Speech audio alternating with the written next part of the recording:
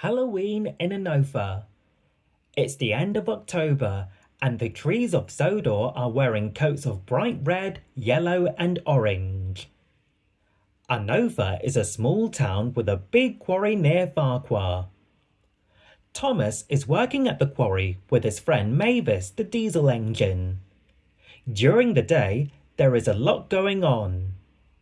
People are coming and going, and Thomas and Mavis are kept busy pushing trucks full of supplies and pulling loads of dirt and stone. It's a lot of hard work, but Thomas likes working with Mavis. But at night, the quarry is a scary place. The workers have all gone home, and it is very quiet and dark. The wind makes funny noises, and the moon makes funny shadows. Each day seems shorter and colder. Thomas is glad that Mavis is there. Mavis and Thomas are both excited about Halloween. They like to try to scare each other with stories about ghosts and scrapyards. One night, Thomas was telling Mavis about the ghost of the Black Lock. Suddenly, there was a loud crash! Both engines were very startled and quite scared. They were looking all around when a raccoon walked out of the rubbish shed. Thomas peeped loudly. Then it was the raccoon's turn to be startled. Thomas and Mavis laughed. One morning, the quarry was especially busy. Everyone was working even harder than usual. Ropes were being hung from the trees around the quarry, and tables were being set up everywhere. And a large pile of wood was being centered in an even larger circle of stones. Just then, Thomas's driver hurried up. "Off we go, Thomas! We are going to Anopha to pick up an important special." "What are we going to pick up?" asked Thomas. "We have to get the children for the big Halloween party, and we don't want to be late." Thomas was very excited. He couldn't wait to see all of the children in their costumes. On his way into town, Thomas saw a black cat dart across the tracks and disappear into the bushes on the other side. "Thomas, did you know it is bad luck if a black cat crosses your tracks?" said his driver. "It's not my fault," peeped Thomas. "The cat didn't stop at the crossing signal." But suddenly, Thomas seemed to be having bad luck. As soon as they pulled into Anopha, Thomas had to stop at a crossing so that Gordon could pass with the express. The train was long and Gordon was going slower than usual. Then Thomas had to stop again because someone had left some bags of leaves on the tracks. As his driver cleared them away, he grumbled, "Oh, some older children think that Halloween is an excuse to do naughty, dangerous things." And when they finally reached the station, Thomas had to stop behind a big pile of hay, and he couldn't see any of the children who were in costume. To make matters worse, Thomas saw the black cat again. "Don't cross my path!" Thomas peeped loudly. "I don't need any more bad luck." But his luck did not improve.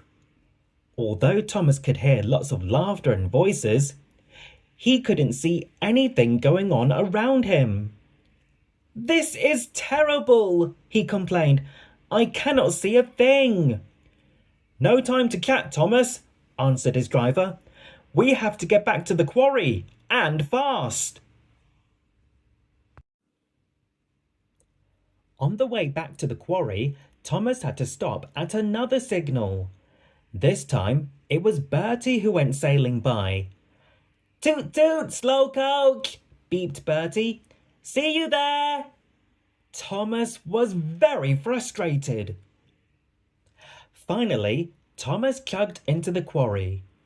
As soon as he stopped, children started streaming out of his coaches. They were all in costume as they rushed past Thomas. No one stopped to say hello or show off what they were wearing. "Sorry, Thomas," said his driver.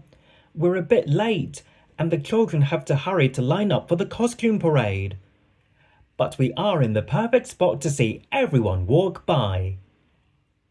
Sure enough, soon princesses and ghosts, goblins and pirates, witches and clowns started walking past.